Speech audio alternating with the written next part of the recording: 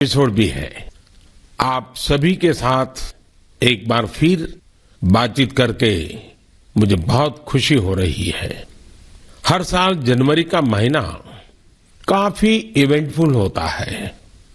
इस महीने 14 जनवरी के आसपास उत्तर से दक्षिण तक और पूरब से पश्चिम तक देश भर में त्योहारों की रौनक होती है। इसके बाद देश अपने गणतंत्र उत्सव भी मनाता है। इस बार भी गणतंत्र दिवस समारोह में अनेक पहलुओं की काफी प्रशंसा हो रही है। जैसलमेर से पुलकित ने मुझे लिखा है कि 26 जनवरी की परेड के दौरान कर्तव्य पथ का निर्माण करने वाले श्रमिकों को देखकर बहुत अच्छा लगा। कानपुर से जया ने लिखा है कि उन्हें परेड में शामिल झांकियों में भारतीय संस्कृति के विभिन्न पहलुओं को देखकर आनंद आया। इस परेड में पहली बार हिस्सा लेने वाली विमेन कैमल राइडर्स और सीआरपीएफ की महिला टुकड़ी भी काफी सराहना हो रही है।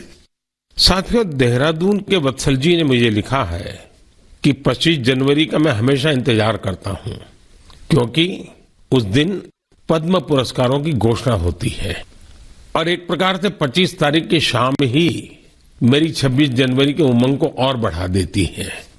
जमीनी स्तर पर अपने समर्पण और सेवा भाव से उपलब्धि हासिल करने वालों को पीपल्स पद्म को लेकर भी कई लोगों ने अपनी भावनाएं साझा की है। इस बार पद्म पुरस्कार से सम्मानित होने वालों में जनजातीय समुदाय और जनजातीय जीवन से जुड़े लोगों का अच्छा खासा प्रतिनिधित्व रहा है। जनजातीय जीवन शहरों की भागदौड़ से अलग होता है, उसकी चुनौतियां भी अलग होती हैं। इसके बावजूद जनजातीय समाज अपनी परंपराओं को सहेजने के लिए हमेशा तत्पर रहते हैं। जनजातीय समुदाय से जुड़ी चीजों के संरक्षण और उन पर रिसर्च के प्रयास भी होते हैं। ऐसे ही टोटो, हो, कुई, कुवी और मांडा जैसी जनजातीय भाषाओं पर काम करने वाले कई महानुभावों को पद्म पुरस्कार मिले हैं। यह हम सभी के लिए गर्व की बात है। धानीराम टोटो, जानूम सी सॉय और बी रामकृष्ण रेड्डी जी के नाम अब तो पूरा देश उनसे परिचित हो गया है। सिद्दी, जारवा और ओंगे जैसे आदि जनजाति के साथ काम करने वाले लोगों को भी इस बार सम्मानित किया गया है। जैसे हीराबाई लोबी, रतन चंद्र कार और ईश्वर चंद्र वर्मा जी। जनजातीय समुदाय हमारी धरती, हमारी विरासत का अभिन्न हिस्सा रहे हैं। देश और समाज के विकास में उनका योगदान बहुत महत्वपूर्ण है। उनके लिए काम करने वाले व्यक्तित्वों का सम्मान नई पीढ़ी को भी प्रेरित करेगा। इस वर्ष पद्म पुरस्कारों की गूंज उन इलाकों में भी सुनाई दे रही है जो नक्सल प्रभावित हुआ करते थे। अपने प्रयासों से नक्सल प्रभावित क्षेत्रों में गुमराह युवकों को सही राह दिखाने वालों को पद्म पुरस्कारों से सम्मानित किया गया है।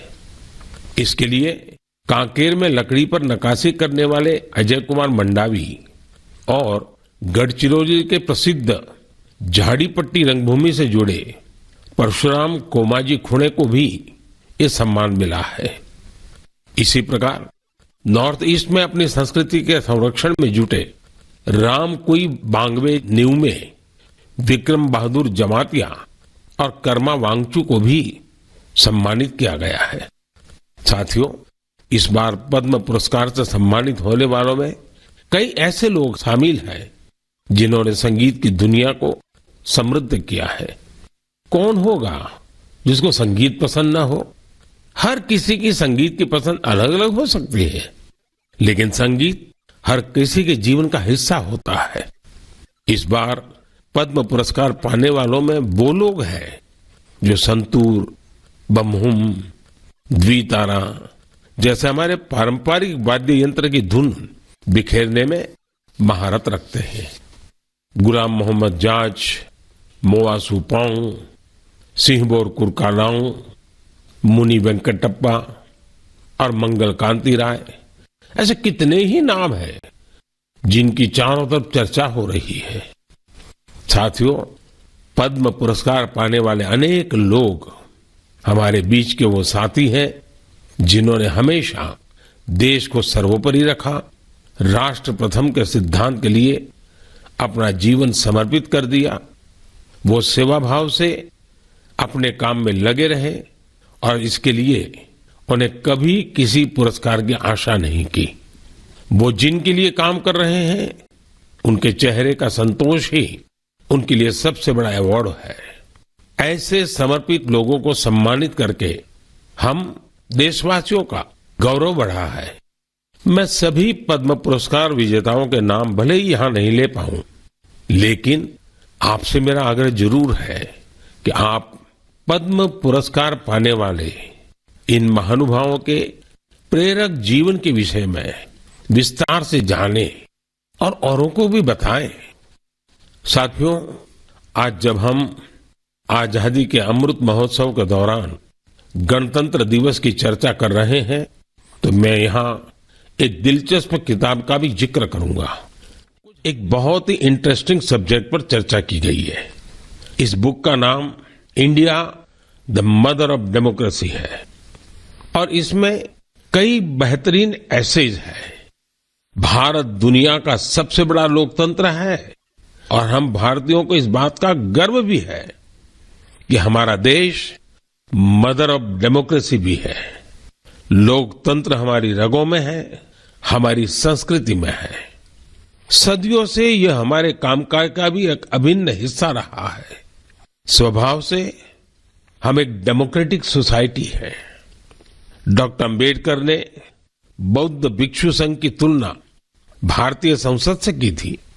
उन्होंने उसे एक ऐसी संस्था बताया था जहां मोशंस, रिजोल्यूशंस, कोरम, वोटिंग और वोटों की गिनती के लिए कई नियम थे। बाबा साहब का मानना था कि भगवान बुद्ध को इसकी प्रेरणा उस समय की राजनीतिक व्यवस्थाओं से मिली होगी। तमिलनाडु में एक छोटा लेकिन चर्चित गांव है उतिर मेरूर। यहां 1100-1200 साल पहले का एक शिलालेख दुनिया भर को अचंभित करता है। यह शिलालेख एक मिनी कॉन्स्टिट्यूशन की तरह है। इसमें विस्तार से बताया गया है कि ग्राम सभा का संचालन कैसे होना चाहिए और उसके सदस्यों के चयन की प्रक्रिया क्या हो।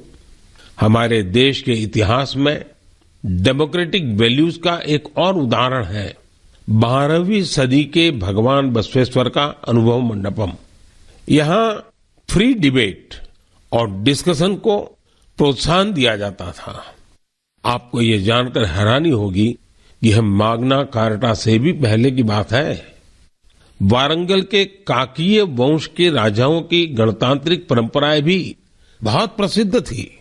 भक्ति आंदोलन ने पश्चिमी भारत में लोकतंत्र की संस्कृति को आगे बढ़ाया। बुक में सिख पंथ की लोकतांत्रिक भावना पर भी एक लेख को शामिल किया गया है जो गुरु नानक देव जी के सर्वसम्मति से लिए गए निर्णयों पर प्रकाश डालता है। मध्य भारत की उरांव और मुंडा जनजातियों में कम्युनिटी ड्रिवन और कॉन्सेंसस ड्रिवन डिसीजन पर भी इस किताब में अच्छी जानकारी है। आप इस किताब को पढ़ने के बाद महसूस करेंगे कि कैसे देश के हर हिस्से में सदियों से लोकतंत्र की भावना प्रवाहित होती रही है।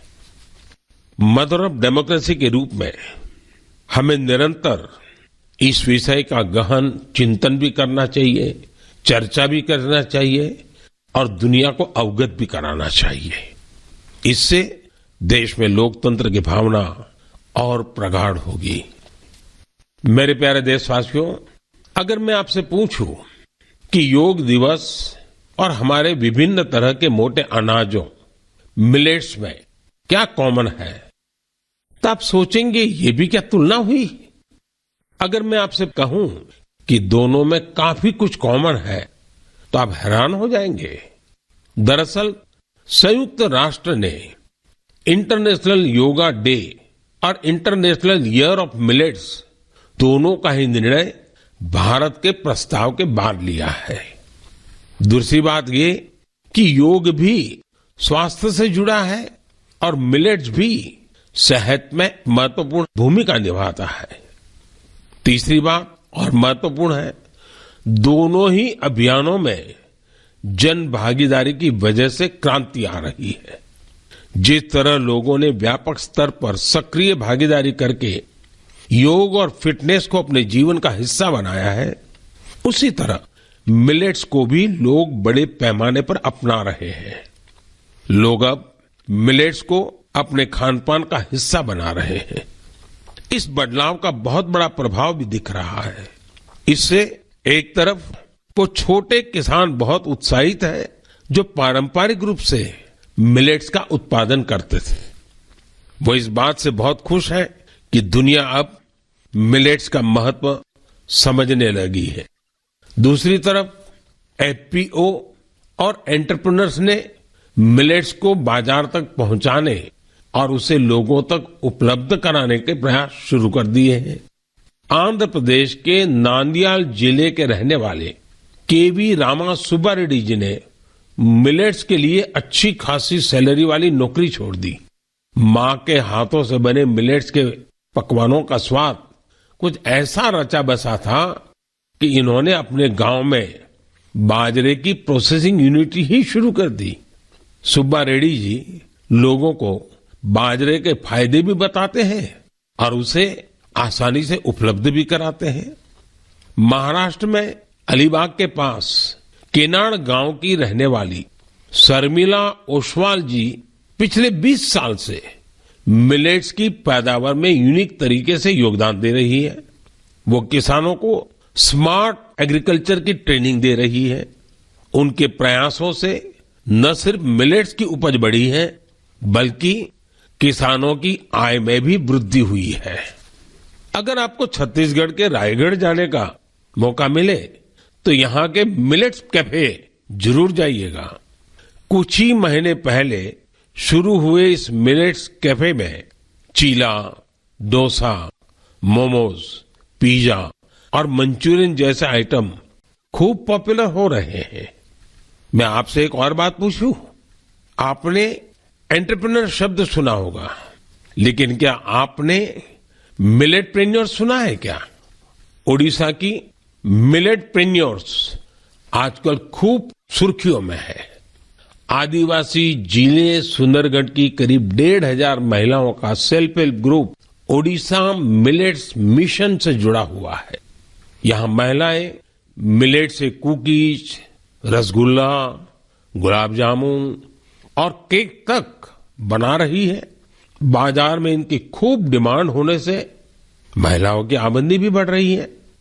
कर्नाटका के कलबुर्गी में Aland Bhutai millets farmers producer company ने पिछले साल Indian Institute of Millets Research की देखरेख में काम शुरू किया।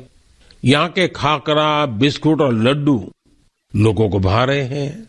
कर्नाटका के ही बीदर जिले में हुलसूर मिलेट प्रोड्यूसर कंपनी से जुड़ी महिलाएं मिलेट्स की खेती के साथ ही उसका आटा भी तैयार कर रही है। इससे इसकी कमाई भी काफी बढ़ रही है। प्राकृतिक खेती से जुड़े छत्तीसगढ़ के संदीप शर्मा जी के एफपीओ से आज 12 राज्यों के किसान जुड़े हैं। बिलासपुर का यह एफपीओ 8 प्रकार के मिलेट्स का आटा और उसके व्यंजन बना रहा है।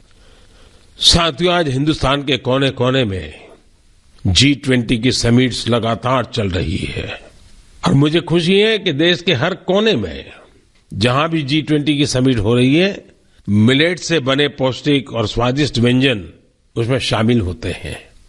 यहाँ बाजार से बनी खिचड़ी, पोहा, खीर और रोटी के साथ ही रागी से बने पायसम, पूड़ी और डोसा जैसे व्यंजन भी परोसे जाते हैं। G20 के सभी वेन्यूज पर मिलेट एग्जीबिशन में मिलेट से बनी हेल्थ ड्रिंक, सीरियल्स और नूडल्स को शोकेस किया गया। दुनिया भर में इंडियन मिशंस भी इनकी लोकप्रियता बढ़ाने के लिए भरपूर प्रयास कर रहे हैं। आप कल्पना कर सकते हैं कि देश का ये प्रयास और दुनिया में बढ़ने वाली मिलेट्स की डिमांड हमारे छोटे किसानों को कितनी ताकत देने वाली है। मुझे देखकर भी अच्छा लगता है कि आज जितने तरह की नई नई चीजें मिलेट से बनने लगी हैं, वो युवा पीढ़ी को भी उतनी ही पसंद आ रही है। इंटरनेशनल ईयर ऑफ मिलेट्स की ऐसी शानदार शुरुआत के लिए और उसको लगातार आगे बढ़ाने के लिए मैं मन की बात के श्रोताओं को भी बधाई देता हूं। मेरे प्यारे देशवासियों, जब आपसे कोई टूरिस्ट हब गोवा की बात करता है तो आप क्या आता है? स्वाभाविक है, गोवा का नाम आते ही सबसे पहले यहाँ की खूबसूरत कोस्टलाइन, बीचेज और पसंदीदा खान पान की बातें ध्यान में आने लगती हैं। लेकिन गोवा में इस महीने कुछ ऐसा हुआ जो बहुत सुर्खियों में है। आज मन की बात में मैं इसे आप सबके साथ साझा करना चाहता हूं। गोवा में हुआ ये इवेंट है पर्पल फेस्ट। इस फेस्ट को 6 से 8 जनवरी तक पणजी में आयोजित किया गया। दिव्यांग जनों के कल्याण को लेकर यह अपने आप में एक अनूठा प्रयास था। पर्पल फेस्ट कितना बड़ा मौका था, इसका अंदाजा आप सभी इस बात से लगा सकते हैं कि 50,000 से भी ज्यादा हमारे भाई बहन इसमें शामिल हुए। यहां आए लोग इस बात को लेकर रोमांचित थे कि वो अब मिरामार बीच घूमने का भरपूर आनंद उठा सकते हैं। दरअसल मिरामार बीच हमारे दिव्यांग भाई बहनों के लिए गोवा के एक्सेसिबल बीचेज में से एक बन गया है। यहां पर cricket tournament, table tennis tournament, marathon competition के साथ ही एक डीप ब्लाइंड कन्वेंशन भी आयोजित किया गया। यहां यूनिक बर्ड वॉचिंग प्रोग्राम के अलावा एक फिल्म भी दिखाई गई। इसके लिए विशेष इंतजाम किए गए थे ताकि हमारे सभी दिव्यांग भाई बहन और बच्चे इसका पूरा आनंद ले सके। पर्पल फेस्ट की एक खास बात इसमें देश के प्राइवेट सेक्टर की भागीदारी भी रही। उनकी ओर से ऐसे प्रोडक्ट्स को शोकेस किया गया जो दिव्यांग फ्रेंडली है। इस फेस्ट में दिव्यांग कल्याण के प्रति जागरूकता बढ़ाने के अनेक प्रयास देखे गए। पर्पल फेस्ट को सफल बनाने के लिए मैं इसमें हिस्सा लेने वाले सभी लोगों को बधाई देता हूं। इसके साथ ही उन वॉलंटियर्स का भी अभिनंदन करता हूं जिन्होंने इसे ऑर्गेनाइज करने के लिए रात दिन एक कर दिए। मुझे पूरा विश्वास है कि एक्सेसिबल इंडिया के हमारे विजन को साकार करने में इस प्रकार के अभियान बहुत ही कारगर साबित होंगे। मेरे प्यारे देशवासियों, अब मन की बात में मैं एक ऐसे विषय पर बात करूंगा जिसमें आपको आनंद भी आएगा, गर्व भी होगा और मन कह उठेगा, वाह भाई वाह, दिल खुश हो गया। देश के सबसे पुराने साइंस इंस्टीट्यूशंस में से एक बेंगलुरु का इंडियन इंस्टीट्यूट ऑफ साइंस यानी IISc एक शानदार मिसाल पेश कर रहा है। मन की बात में मैं पहले इसकी चर्चा कर चुका हूं कि कैसे इस संस्थान की स्थापना के पीछे भारत की 2 महान विभूतियां जमशेदजी टाटा और स्वामी विवेकानंद की प्रेरणा रही है। तो आपको और मुझे आनंद और गर्व दिलाने वाली बात यह है कि साल 2022 में इस संस्थान के नाम कुल 145 पेटेंट्स रहे हैं। इसका मतलब है हर 5 दिन में 2 पेटेंट्स। ये रिकॉर्ड अपने आप में अद्भुत है। इस सफलता के लिए मैं IISc की टीम को भी बधाई देना चाहता हूं। साथियों, आज पेटेंट फाइलिंग में भारत की रैंकिंग 7वीं और ट्रेडमार्क्स में 5वीं है। सिर्फ पेटेंट्स की बात करें तो पिछले 5 वर्षों में इसमें करीब 50% की वृद्धि हुई है। ग्लोबल इनोवेशन इंडेक्स में भी भारत की रैंकिंग में जबरदस्त सुधार हुआ है और अब वो 40वें पर आ पहुंची है, जबकि 2015 में भारत ग्लोबल इनोवेशन इंडेक्स में 80 नंबर के भी पीछे था। एक और दिलचस्प बात मैं आपको बताना चाहता हूं। भारत में पिछले 11 वर्षों में पहली बार डोमेस्टिक पेटेंट फाइलिंग की संख्या फॉरेन फाइलिंग से अधिक देखी गई है। ये भारत के बढ़ते हुए वैज्ञानिक सामर्थ्य को भी दिखाता है। साथियों, हम सभी जानते हैं कि 21वीं सदी की ग्लोबल इकोनॉमी में नॉलेज ही सर्वोपरि है। मुझे विश्वास है कि भारत के टेकेड का सपना हमारे इनोवेटर्स और उनके पेटेंट्स के दम पर जरूर पूरा होगा। इससे हम सभी अपने ही देश में तैयार वर्ल्ड क्लास टेक्नोलॉजी और प्रोडक्ट का भरपूर लाभ ले सकेंगे। मेरे प्यारे देशवासियों, नमो ऐप पर मैंने तेलंगाना के इंजीनियर विजय जी की एक पोस्ट देखी। इसमें विजय जी ने ई वेस्ट के बारे में लिखा है। विजय जी का आग्रह है कि मैं मन की बात में इस पर चर्चा करूं। इस कार्यक्रम में पहले भी हमने वेस्ट टू वेल्थ यानी कचरे से कंचन के बारे में बातें की है, लेकिन आइए आज इसी से जुड़ी ई वेस्ट की चर्चा करते हैं। साथियों, आज हर घर में मोबाइल फोन, लैपटॉप, टैबलेट जैसी डिवाइसेस आम हो चली है। देश भर में इनकी संख्या बिलियंस में होगी। आज के लेटेस्ट डिवाइस भविष्य के ई वेस्ट भी होते हैं। जब भी कोई नई डिवाइस खरीदता है या फिर अपनी पुरानी डिवाइस को बदलता है तो यह ध्यान रखना जरूरी हो जाता है कि उसे सही तरीके से डिस्कार्ड किया जाता है या नहीं। अगर ई वेस्ट को ठीक से डिस्पोज नहीं किया गया तो यह हमारे पर्यावरण को भी नुकसान पहुंचा सकता है। लेकिन अगर सावधानी पूर्वक ऐसा किया जाता है तो यह रिसाइकल और रीयूज की सर्कुलर इकोनॉमी की बहुत बड़ी ताकत बन सकता है। संयुक्त राष्ट्र की एक रिपोर्ट में बताया गया था कि हर साल 50 मिलियन टन ई वेस्ट फेंका जा रहा है। आप अंदाजा लगा सकते हैं कि कितना होता है।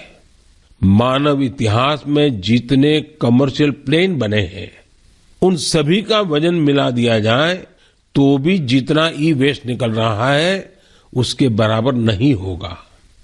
ये ऐसा है जैसे हर सेकंड 800 लैपटॉप फेंक दिए जा रहे हो। आप जानकर चौंक जाएंगे कि अलग अलग प्रोसेस के जरिए इस ई वेस्ट से करीब 17 प्रकार के प्रेशियस मेटल्स निकाले जा सकते हैं। इसमें गोल्ड, सिल्वर, कॉपर और निकल शामिल है। इसलिए ई वेस्ट का सदुपयोग करना कचरे को कंचन बनाने से कम नहीं है। आज ऐसे स्टार्टअप्स की कमी नहीं जो इस दिशा में इनोवेट काम कर रहे हैं। आज करीब 500 ई वेस्ट रिसाइकलर्स इस क्षेत्र से जुड़े हैं और बहुत सारे नए उद्यमियों को भी इससे जोड़ा जा रहा है। इस सेक्टर ने हजारों लोगों को सीधे तौर पर रोजगार भी दिया है। बेंगलुरु की ई परिसरा ऐसे ही एक प्रयास में जुटी है। इसने प्रिंटेड सर्किट बोर्ड्स की कीमती धातुओं को अलग करके ही स्वदेशी टेक्नोलॉजी विकसित की है। इसी तरह मुंबई में काम कर रही इकोरिको ने मोबाइल ऐप से ई वेस्ट को कलेक्ट करने का सिस्टम तैयार किया है। उत्तराखंड के रुड़की की एटेरो रिसाइकलिंग ने तो इस क्षेत्र में दुनिया भर में कई पेटेंट्स हासिल किए हैं। इसने भी खुद की ई वेस्ट रिसाइकल टेक्नोलॉजी तैयार कर काफी नाम कमाया है।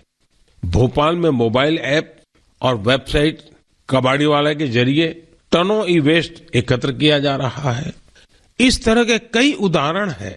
ये सभी भारत को ग्लोबल रिसाइकलिंग हब बनाने में मदद कर रहे हैं। लेकिन ऐसे इनिशिएटिव की सफलता के लिए एक जरूरी शर्त भी है। वो ये है कि ई वेस्ट के निपटारे से सुरक्षित उपयोगी तरीकों के बारे में लोगों को जागरूक करते रहना होगा। ई वेस्ट के क्षेत्र में काम करने वाले बताते हैं कि अभी हर साल सिर्फ 15-17% ई वेस्ट को ही रिसाइकल किया जा रहा है। मेरे प्यारे देशवासियों, आज पूरी दुनिया में क्लाइमेट चेंज और बायोडायवर्सिटी के संरक्षण की बहुत चर्चा होती है। इस दिशा में भारत के ठोस प्रयासों के बारे में हम लगातार बात करते रहे हैं। भारत ने अपने वेटलैंड्स के लिए जो काम किया है वो जानकर आपको भी बहुत अच्छा लगेगा। कुछ श्रोता सोच रहे होंगे कि वेटलैंड्स क्या होता है। यानी वो स्थान जहां दलदली मिट्टी जैसी जमीन पर साल भर पानी जमा रहता है। कुछ दिन बाद 2 फरवरी को ही वर्ल्ड वेटलैंड्स डे है। हमारी धरती के अस्तित्व के लिए वेटलैंड्स बहुत जरूरी है, क्योंकि इन पर कई सारे पक्षी, जीव, जंतु निर्भर करते हैं। ये बायोडायवर्सिटी को समृद्ध करने के साथ फ्लड कंट्रोल और ग्राउंड वाटर रिचार्ज को भी सुनिश्चित करते हैं।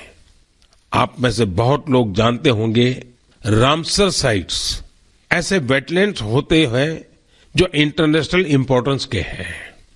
वेटलैंड्स भले ही किसी देश में हो, लेकिन उन्हें अनेक मापदंडों को पूरा करना होता है, तब जाकर उन्हें रामसर साइट्स घोषित किया जाता है। रामसर साइट्स में 20,000 या उससे अधिक वाटर बर्ड्स होने चाहिए। स्थानीय मछली की प्रजातियों का बड़ी संख्या में होना जरूरी है। आजादी के 75 साल पर अमृत महोत्सव के दौरान रामसर साइट से जुड़ी एक अच्छी जानकारी भी मैं आपके साथ शेयर करना चाहता हूं। हमारे देश में अब रामसर साइट्स की कुल संख्या 75 हो गई है, जबकि 2014 के पहले देश में सिर्फ 26 रामसर साइट्स थी। इसके लिए स्थानीय समुदाय बधाई के पात्र हैं, जिन्होंने इस बायोडायवर्सिटी को संजो कर रखा है। यह प्रकृति के साथ सद्भाव पूर्वक रहने की हमारी सदियों पुरानी संस्कृति और परंपरा का भी सम्मान है। भारत के ये वेटलैंड्स हमारी प्राकृतिक सामर्थ्य का भी उदाहरण है। ओडिशा की चिल्का झील को 40 से अधिक वाटर बर्ड स्पीशीज को आश्रय देने के लिए जाना जाता है। कैबुल लमजाम लोकटाक को स्वैम्प डियर का एकमात्र नेचुरल हैबिटेट माना जाता है। तमिलनाडु के वेर्थांगल को 2022 में रामसर साइट घोषित किया गया। यहाँ की बर्ड पॉपुलेशन को संरक्षित करने का पूरा श्रेय आसपास के किसानों को जाता है। कश्मीर में पंजाथ नाग समुदाय एनुअल फ्रूट ब्लॉसम फेस्टिवल के दौरान एक दिन को विशेष तौर पर गांव के झरने की साफ सफाई में लगाता है। वर्ल्ड रामसर साइट में अधिकतर यूनिक कल्चरल हेरिटेज भी है। मणिपुर का लोकटाक और पवित्र झील रेणुका से वहां की संस्कृतियों का गहरा जुड़ाव रहा है। इसी प्रकार संभार का नाता मां दुर्गा के अवतार शाकंभरी देवी से भी है। भारत में वेटलैंड्स का ये विस्तार उन लोगों की वजह से संभव हो पा रहा है जो रामसर साइट्स के आसपास रहते हैं। मैं ऐसे सभी लोगों की बहुत सराहना करता हूं।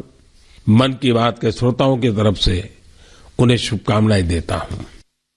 मेरे प्यारे देशवासियों, इस बार हमारे देश में, खासकर उत्तर भारत में खूब कड़ाके की सर्दी पड़ी। इस सर्दी में लोगों ने पहाड़ों पर बर्फबारी का मजा भी खूब लिया। जम्मू कश्मीर से कुछ ऐसी तस्वीरें आई जिन्होंने पूरे देश का मन मोह लिया। सोशल मीडिया पर तो पूरी दुनिया के लोग इन तस्वीरों को पसंद कर रहे हैं। बर्फबारी की वजह से हमारी कश्मीर घाटी हर साल की तरह इस बार भी बहुत खूबसूरत हो गई है। बनिहाल से बड़गाम जाने वाली ट्रेन की वीडियो को भी लोग खासकर पसंद कर रहे हैं। खूबसूरत बर्फबारी, चारों ओर सफेद चादर सी बर्फ। लोग कह रहे हैं कि यह दृश्य परिलोक की कथाओं सा लग रहा है। कई लोग कह रहे हैं कि ये किसी विदेश की नहीं बल्कि अपने ही देश में कश्मीर की तस्वीरें हैं। एक सोशल मीडिया यूजर ने लिखा है कि स्वर्ग इससे ज्यादा खूबसूरत और क्या होगा। ये बात बिल्कुल सही है, तभी तो कश्मीर को धरती का स्वर्ग कहा जाता है। आप भी इन तस्वीरों को देखकर कश्मीर के शहर जाने का जरूर सोच रहे होंगे। मैं चाहूंगा आप खुद भी जाइए और अपने साथियों को भी ले जाइए। कश्मीर में बर्फ से ढके पहाड़, प्राकृतिक सौंदर्य के साथ साथ और भी बहुत कुछ देखने जानने के लिए है। जैसे कि कश्मीर के सैयदाबाद में विंटर गेम्स आयोजित किए गए। इन गेम की थीम थी स्नो क्रिकेट। आप सोच रहे होंगे कि स्नो क्रिकेट तो ज्यादा ही रोमांचक खेल होगा। अब बिल्कुल सही सोच रहे हैं। कश्मीरी युवा बर्फ के बीच क्रिकेट को और भी अद्भुत बना देते हैं।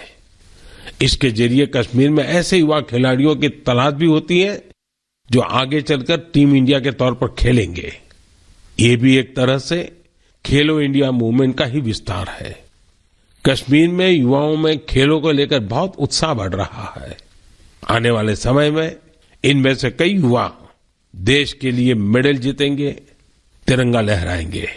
मेरा आपको सुझाव होगा कि अगली बार जब आप कश्मीर की यात्रा प्लान करें तो इन तरह के आयोजनों को देखने के लिए भी समय निकालें। ये अनुभव आपकी यात्रा को और भी यादगार बना देंगे। मेरे प्यारे देशवासियों, गणतंत्र को मजबूत करने के हमारे प्रयास निरंतर चलते रहने चाहिए। गणतंत्र मजबूत होता है जनभागीदारी से, सबका प्रयास से, देश के प्रति अपने अपने कर्तव्यों को निभाने से। और मुझे संतोष है कि हमारा मन की बात ऐसे कर्तव्यनिष्ठ सेनानियों की बुलंद आवाज है। अगली बार फिर से मुलाकात होगी ऐसे कर्तव्यनिष्ठ लोगों की दिलचस्प और प्रेरक गाथाओं के साथ। बहुत बहुत धन्यवाद।